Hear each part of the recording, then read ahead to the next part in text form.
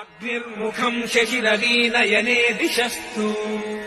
श्रोत्रे वचांसि निगमाश्वसनः समीरः विश्वम् हृदम् ह्रियुगलम् पृथिवी च यस्य श्रीकालहस्त्यधिपतिम् शरणम् प्रपद्ये वेदा भजन्ति किल विश्वसितम् यदीयम् सुप्तिम् समस्तजगताम् प्रलयम् यधीयाम् अग्निर्मुखम् शशिरवीनयने दिशस्तु श्रोत्रे वचांसि निगमाश्वसनः समीरः